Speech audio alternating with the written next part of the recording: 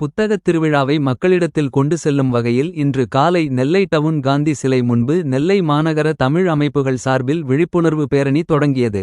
இந்த பேரணிக்கு பொருணை இலக்கிய வட்ட புரவலர் தளவாய்நாதன் தலைமை தாங்கி விழிப்புணர்வு பேரணியை தொடங்கி வைத்தார். திருக்குறள் இலக்கிய பயிலரங்க தலைவர் பாப்பாக்குட்டி செல்வமணி, பாரதியார் பொது சேவை நிதிய செயலாளர் கவிஞர் கணபதி சுப்பிரமணியன், தமிழ் செம்மல் பாமணி ஆகியோர் முன்னிலை வகித்தனர்.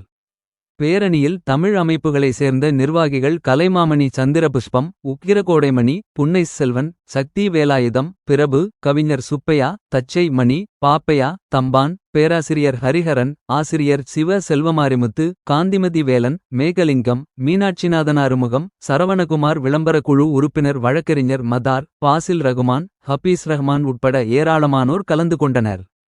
இந்த பேரணி காந்தி சிலை முன்பு தொடங்கி 4 ரதவீதி வழியாக புத்தகத் திருவிழா நடைபெறும் வர்த்தக மையம் வரை நடைபெற்றது. பேரணியில் பொதுமக்களிடம் புத்தகத் திருவிழா குறித்த பிரசுரங்கள் வழங்கப்பட்டது.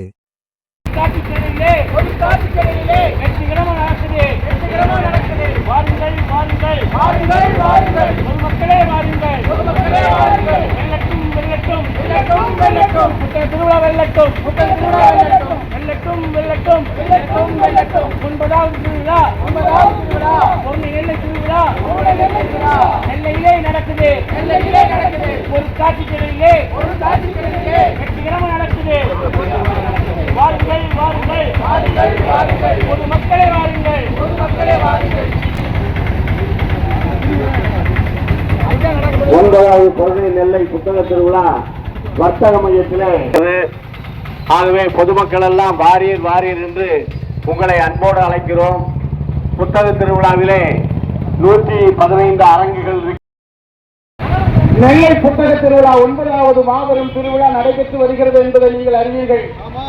இதுவரை புத்தக திருவிழாவிற்கு வருகை தராதவர்களை அன்போடு அழைப்பதற்காக நெல்லை மாநகரத்தினுடைய உள்ள அனைத்து தமிழ் அமைப்புகளின் சார்பாக உங்களை வேண்டி விரும்பி கேட்டுக் கொள்வதற்காக இந்த பேரணி நடைபெற்று வருகிறது. நம்முடைய அறிவினை, நம்முடைய சிந்தனையினை, நம்முடைய சமூக மேம்பாட்டினை உயர்த்துவதற்கு தமிழ்நாடு அரசு இந்த புத்தக திருவிழாக்களை மாவட்டந்தோறும் நடத்தி வருகிறது.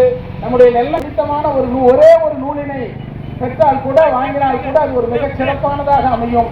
நாம் இந்த அறிவு திருவிழாவில் பங்கேற்பது நமது கடமை என்பதை உணர்ந்து கண்டிப்பாக புத்தக திருவிழாவுக்கு வாருங்கள். மாலைதோறும் நல்ல அறிஞர்களின் சொற்பொழிவுகள் இருக்கின்றன.